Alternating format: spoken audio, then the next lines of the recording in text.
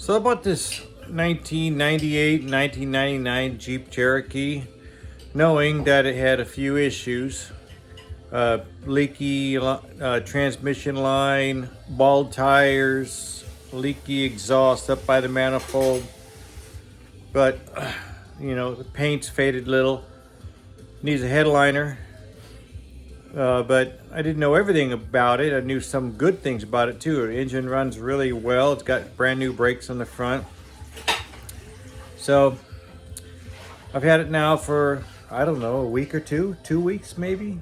And so once I got it home and started looking it over, the first thing I found out was that it had no power to any of the gauges on the dash, and it didn't have any blower motor, wouldn't work on any speed. So anyway, I'd worked on it here, there, and other places, did some things to it, got some tires, getting ready to get them on. But I've been really concerned about this parasitic drain, this electrical drain, because it could be anything. You just don't know. And I'm watching a lot of videos about this kind of a Jeep, what they're notorious for, their weak spots and stuff like that. But they're very, very sought after. People really have fun with these Jeeps.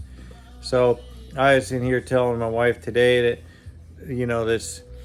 I'm gonna get out there and see if I can hot wire the blower or something, do something to find out exactly what's going on, because I've already looked at the relay and the resistor, but I really want to get this parasitic drain, because it drains your battery. You have to unhook the battery. And she goes, well, let's pray, So anyway, she prayed that I would be shown it real quick, that I wouldn't be having a lot of time wasted looking for this problem.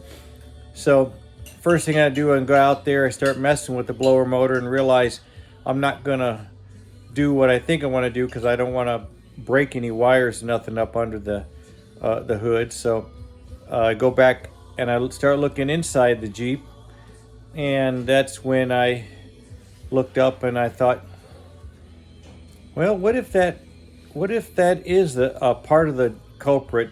That overhead console has wires possibly going to all of this. Are they tied together? And that's what I attempted to do, was drop it.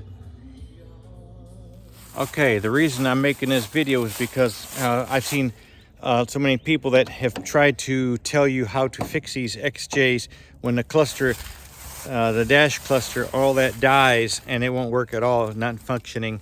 And I had that problem with this one. Also, I had a problem that my blower didn't work at all on any speed, and I started to look into that with the relay and the resistor. I'd already checked all the fuses. I only found one blown fuse in the whole Jeep. I replaced that.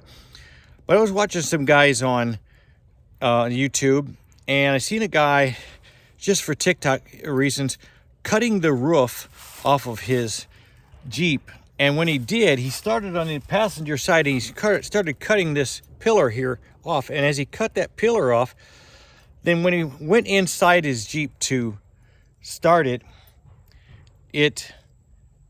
he had no gauges. It killed his gauges. And I said, I wonder if there's wires that run up there. So to make this real short, because I know you want to go fix your Jeep, what I did was, I thought, well, about that overhead console? Could there be something shorting out inside that overhead console or something like that? So I pulled the overhead console out. And when I pulled it out, I don't know what made me think about it. Maybe I just figured I better check. So I checked and I started my Jeep, and the first thing I noticed was I went like this, and I heard the blower motor. And I said, what? That's weird. So I turned it on, and I had no gauges whatsoever.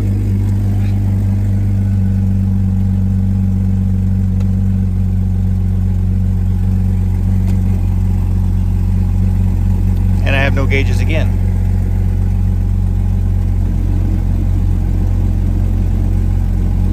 Oh yeah, I do. There they are.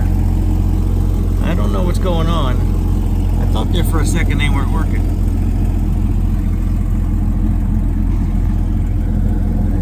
They're working. There goes the tack. Almost 40 pounds oil. I got 14 on the gauge and a half a tank of gas. Well, if you try everything else, try pulling that console out.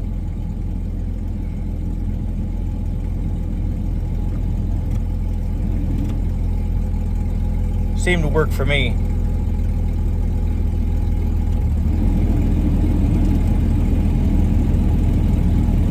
I think that air works too because it's just drug that car, the idle down. That's all.